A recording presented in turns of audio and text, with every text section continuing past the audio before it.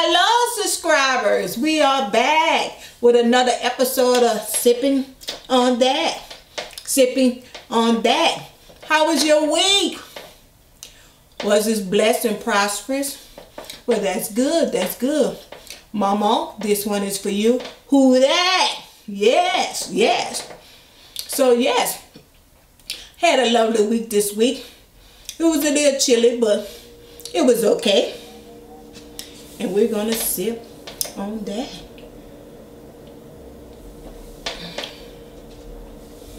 Got me some orange juice this week. But anyway, we're going to get into it. Yes. Let's see. Subscribe to the channel.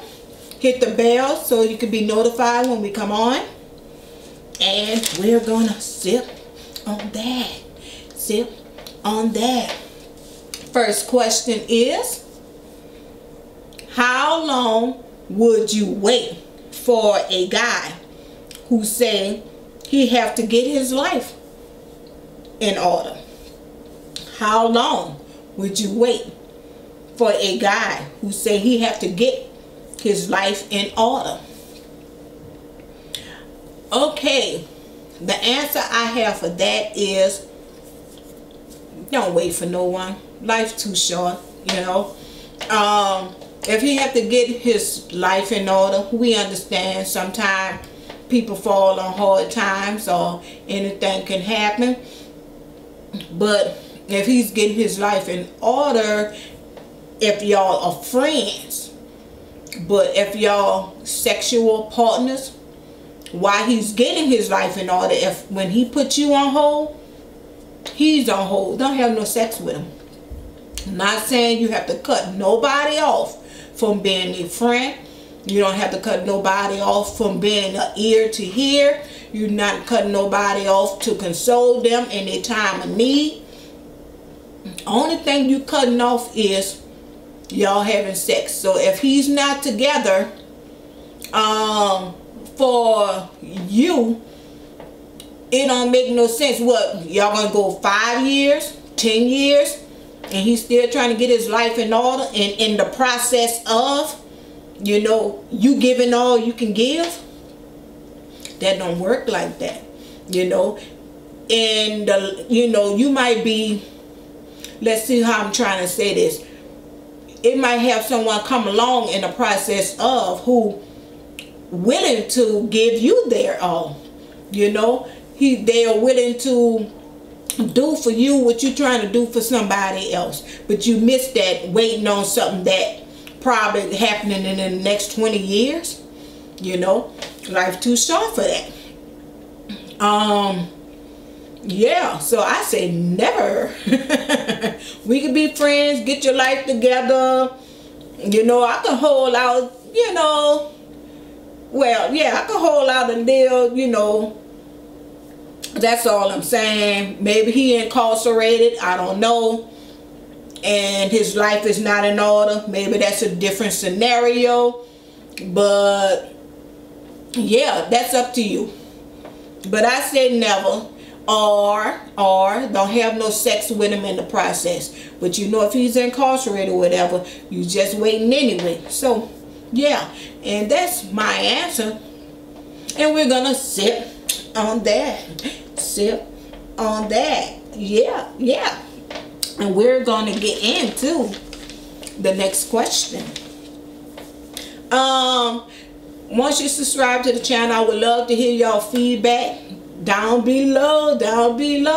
You know, give me some comments on it. I don't want to be the only person that's answering the questions. I would like to hear your side of view also. This is a team effort. Yes, this is a team effort.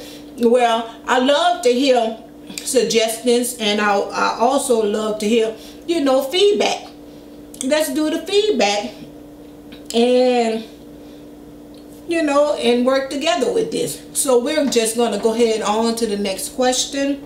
The next question is, my husband and I have been broken up for about 6 months now.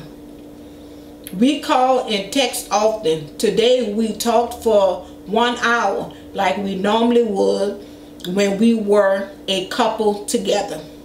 Now, I'm back into my feelings again. I love this man. My question will be, is how do I tell him I still love him? And do he feel the same for me? So my ex and I have been broken up for 6 months. What caused the breakup? What caused the breakup for 6 months? And what happened? Was it, you know, I don't know what happened that y'all caused the breakup for 6 whole months, that y'all wasn't even talking at first. Now he's starting to call you back and text you and want to stay on the phone a whole hour, you know. And now you feel that you really do love that man. You might do love him, but it have to be what caused the breakup in the first place. And you said, do he still love you back? If he's not telling you this, you don't set yourself up to, because he just on the phone with you. He might just be on the phone with you and might know that you might allegedly be lonely and know that you want to hear him on the telephone, and he's slowly playing back with your emotions. But you could, again, as us as adults, we could talk to a person, we can hear what a person have to say, you know. We can even, you know, show our condolences if something happened in a person's life. But that still doesn't mean that, again, we have to get sexual with them, because you don't want him playing on your emotions. Now he back in your ear, and all of a sudden he'll and if something happened between y'all, the first thing he gonna tell you is, we wasn't together anyway, you know. So don't let your heart get played on like that. I can't tell you if he feel the same way, because he never told you. He's not telling you he feel no type of way about you. What he's telling you is, you on the phone with him a whole hour a day, and guess what? It don't sound like it's about you and him. Because if it was about you and him that y'all was discussing on the phone, you'll have your answers already. So it seemed like y'all talking about everything else underneath the sun, and you leave it like that until y'all decide as a couple, you know, it didn't work the first time, we know what we did wrong, and let's try to do it again. Other than that, just be an ear on the phone. Yes, and we're gonna sip on that. Sip on that. Who that? Sip on that. Sip on that. Yes. All right. And our next question.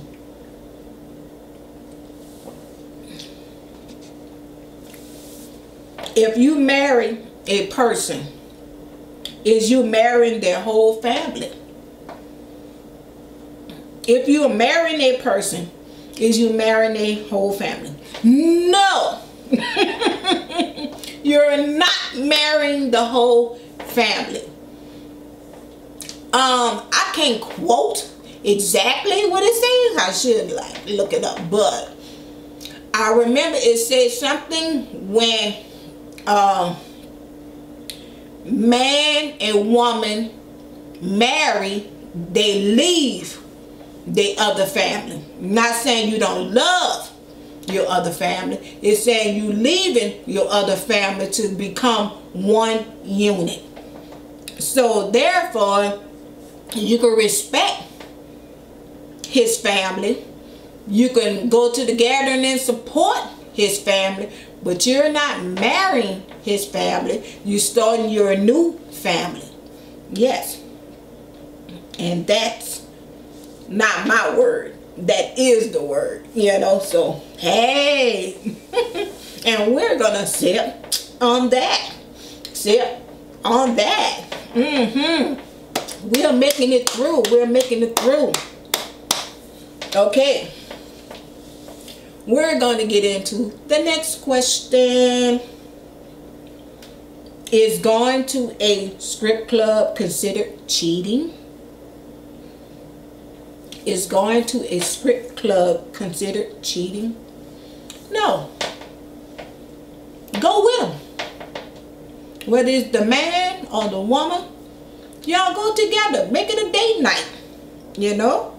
It might not even be a place for you, but if that's where your husband, you know, I'm not saying go all the time. If that's where your husband find his enjoyment, or the wife find their enjoyment, it won't hurt once or twice out a year to go attend something that they would like to be. Actually, you want to pay attention. When he in there, what do he do? How do he act? Do he get drunk? You know? Or do she get drunk? Do they like lap dance? Observe. Pay attention. No, you don't get mad. You don't get angry. It's not cheating. But you sit and you observe every little detail they're doing. Yes, that's what I say. Pay attention. Be like cheaters. See who's watching him.